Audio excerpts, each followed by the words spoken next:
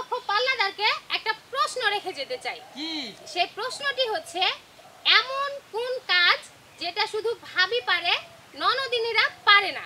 আচ্ছা বিপক্ষ পাল্লাদার এরপরের কবি গানে আমার প্রশ্নের উত্তর দিয়ে তারপরে কবি গান করবেন।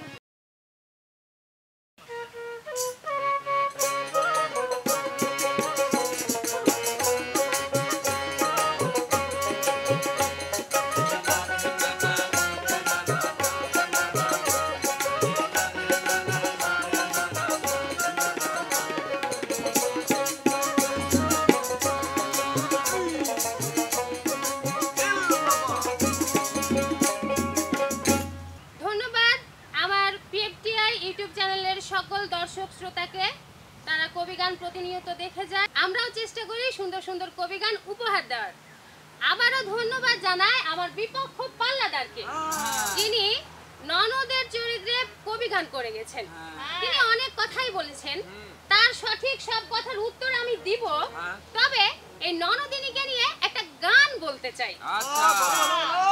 বলি ও ননদি আর দুমুঠো চাল ফেলে দে হাড়িতে, ঠাকুর জামাই এলো বাড়িতে, ও ননদি ঠাকুর জামাই এলো বাড়িতে। বলি ও ননদি আর দুমুঠো চাল ফেলে দে হাড়িতে, ঠাকুর জামাই এলো বাড়িতে, ও ননদি ঠাকুর জামাই এলো বাড়িতে। আচ্ছা, আমি কার কথা বলছি যে দুমুঠো চাল ফেলে দেন? যে সকালে উঠতেই পারে না, রান্না বান্নার কিছুই জানে না, তাকে আর কিভাবে বলছি যে দুমুঠো চাল ফেলে দে হাঁড়িতে?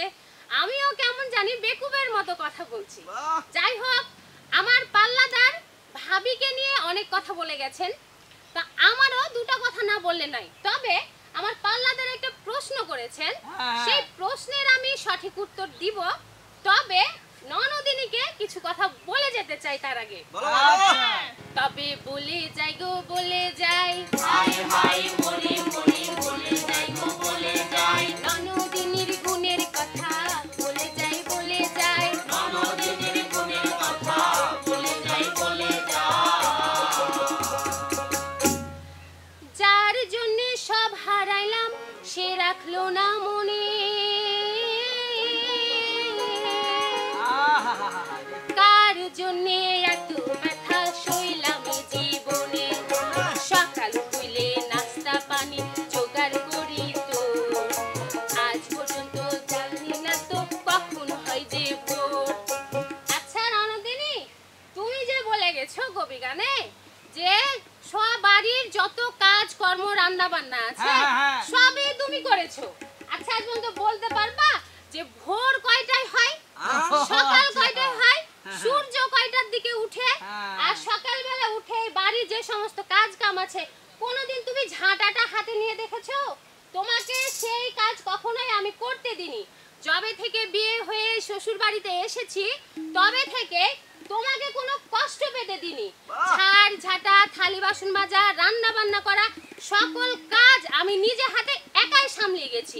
তাহলে কোন মুখে বলো যে সব কাজ তুমি বাড়ির করো আর আমি পায়ের ওপর পা তুলে বসে বসে খাই? তুমি তো নিজেই জানো না যে ভোর কয়টায় হয়, তাহলে সকালবেলার যে সব কাজগুলো আছে তুমি কিভাবে জানবা? আবার বলছো রান্না বান্না করার কথা, ঘুম থেকে উঠে উঠে টেবিলের কাছে নাস্তা পেয়ে যাও, নাস্তাটা তৈরি হয়েছে কখন, কে তৈরি করেছে সেগুলো তো কিছুই জানো না। ঘুম থেকে উঠে মুখ ধুয়ে খেতে শুরু করো, দেখে এরকম লাগছে। আর তুমি আমাকে বলছো যে বাড়ির কাজ কাম সব তুমি করো আর আমি পায়ের উপর পা তুলে বসে বসে খাই, তাই তো বলছি।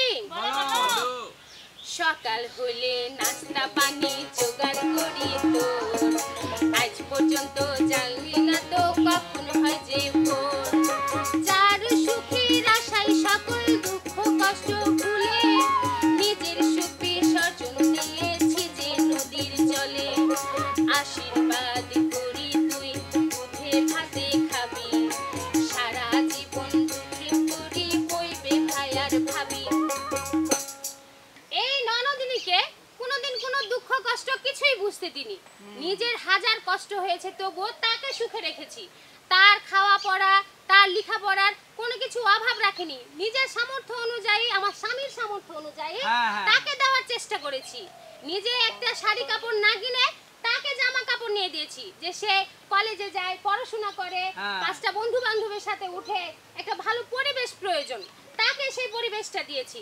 আচ্ছা ননদিনী, তুমি যে বলে গেলা যে আমি তোমাকে কোথাও ঘুরতে যেতে দিইনি, আচ্ছা আপনারাই বলুন তো, এখনকার যুগ আর তখনকার যুগ কি সমান? না, তখন আমাদের যুগে আমরা যখন স্কুল কলেজে গিয়েছি তখন সেই যুগটাতে এত হানাহানি, এত কাটাকাটি, এত দুর্ঘটনা ছিল না। আচ্ছা নন্দিনী, তুমি যে বড় হয়েছো, দিন দিন বড় হচ্ছো, সেটা কি তুমি নিজে বুঝতে পারছো না? তুমি যে দিন দিন বড় হচ্ছো, আমি তোমাকে অ্যাডাল্ট একটা মেয়েকে আমি কিভাবে বাইরে যেখানে সেখানে ছেড়ে দিই? আমি অভিভাবক হিসেবে কি আমার কোনো দায়িত্ব কর্তব্য নেই? ও আচ্ছা, বাইরে ওভাবে ঘুরতে দিনি, এটাই আমার দোষ? তোমাকে শাসন করেছি, এটাই আমার দোষ? তাই তো বলছি। বলো। আশীর্বাদ করি তুমি সুখে ভাতে খাবি, সারা জীবন দুঃখের তুরি পাইবে ভাই আর ভাবি, যার জন্য পেয়েছি যা সুন্দর একটা বর, সদ্য লোকের কাছে আজকে করে গেলি পর, চোরের মার বড় গলা বলে গুরুজনে, সত্য কথা গোপন করে রেখেছি যে মনে, তুই আর কতকাল জ্বালাবি, হায় হায় মরি মরি আর কতকাল জ্বালাবি, যে পাত খাবি সে পাত ছিবি আর কতকাল জ্বালাবি, যে পাত খাবি সে পাত ছিবি আর কতকাল জ্বালাবি।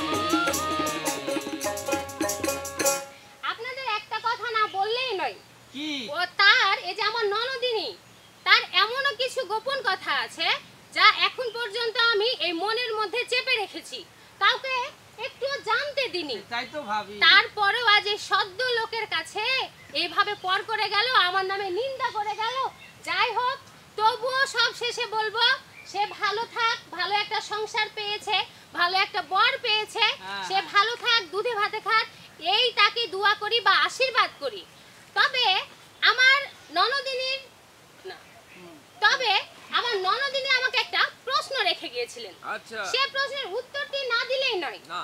তিনি প্রশ্নটি করেছিলেন যে এমন কোন জিনিস ননদিনীরা দিয়ে যায়, মানে ভাবিকে দিয়ে যায় কিন্তু আর ফিরিয়ে নেয় না, সেটা কি জানেন? কি? আমি বলে দিচ্ছি, আঘাত, যেটা একটু আগেই উনি আমাকে দিয়ে গেছেন। এটা উনি দিয়ে যান কিন্তু আর ফিরিয়ে দেন না। উনি যে কথাগুলো বলেছেন সেগুলোতে আমি যে আঘাতটা পেয়েছি সেটা কিন্তু আর ফিরিয়ে নিতে পারবে না। তবুও চাইবো সে ভালো থাক, সুস্থ থাক এবং দুধে ভাতে খাক। আমিও আমার বিপক্ষ পাল্লাদারকে একটা প্রশ্ন রেখে যেতে চাই। কি? সেই প্রশ্নটি হচ্ছে, এমন কোন কাজ যেটা শুধু ভাবি পারে, ননদিনীরা পারে না? আচ্ছা। বিপক্ষ পাল্লাদার এরপরের কবি গানে আমার প্রশ্নের উত্তর দিয়ে তারপরে কবি গান করবেন। তাই তো বলি, চোরের মার বড় গলা